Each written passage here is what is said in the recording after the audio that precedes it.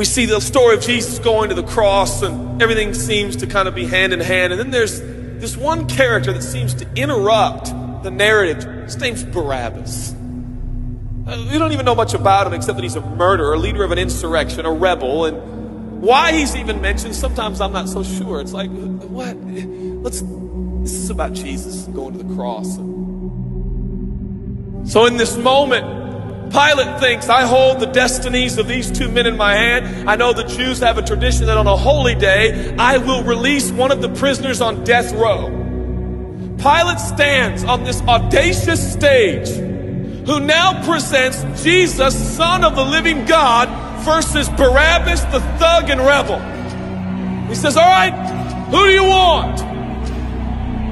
This is blasphemy. This has gone too far. There's no comparison. This is a rightful prisoner, a man who should be on death row. He's a rebel against Rome. He leads a rebellion. He murders people. He's a bad man. He's a thug and he's a crook. He deserves the chains and he deserves the crucifixion. Jesus? What has he done but heal, restore, deliver, set free, open blind eyes, open deaf ears, heal the lame and the leper? What has Jesus done? Who do you want? We want Barabbas. Yeah, give us Barabbas.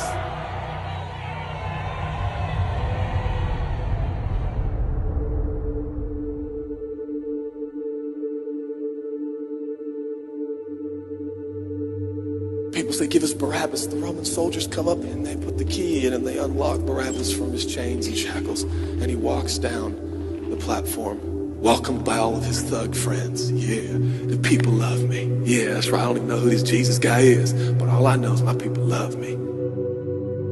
There seems to be no conscience in Barabbas. There's no record of him turning to Jesus and saying, I owe you everything now, for you have set me free. No, I don't see any of that in Barabbas. And God knew that.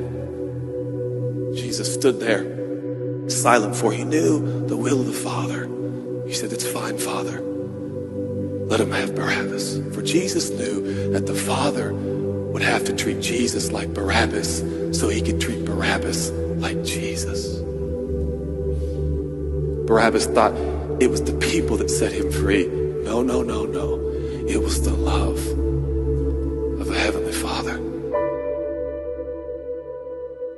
When I look at the story, I realize who Barabbas really is. That's me. That's you. That's us. And I was reading this the other day, and I felt God speak to me. I love Barabbas. I love him. But God, he's a bad man. I love him. And I wanted him to go free. But didn't you know that he probably would have never acknowledged the free gift? Yeah, but I love Barabbas. For while we were still sinners, Christ died for us.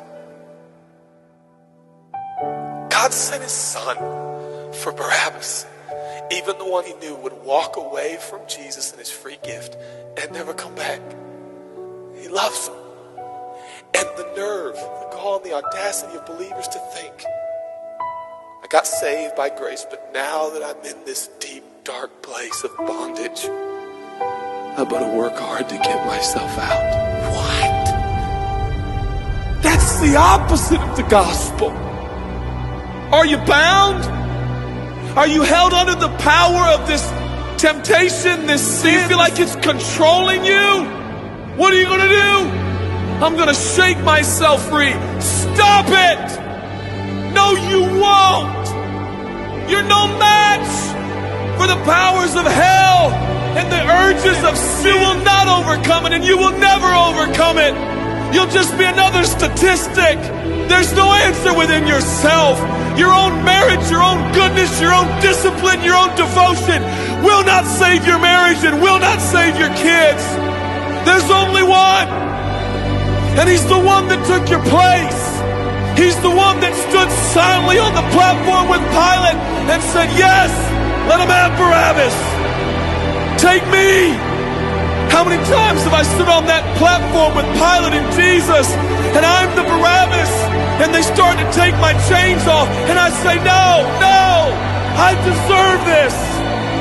I deserve the guilt. I deserve the shame. I deserve the consequence. I deserve it.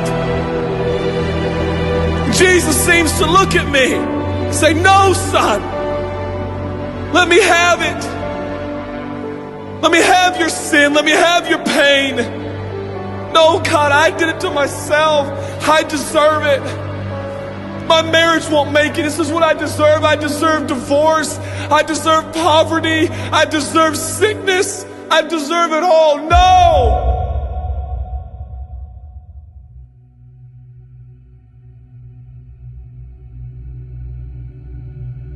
God, I'm so ashamed. Give me your shame.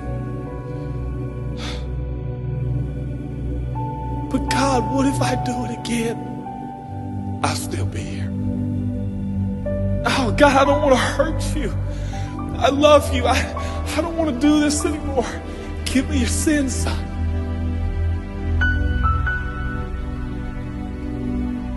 This is all we got. It's all I got. It's all you got. The greatest challenge is not your discipline, your devotion, your focus. Your greatest challenge is believing the gospel. Could it be that there's a God with a love so scandalous, so wide, so deep, so vast, so high, so expansive, so welcoming, so inclusive? Let me have your sin, son. Okay. And I give him my sin. And I stand in this empty space of forgiveness and acceptance while Jesus walks off to the cross that I deserve.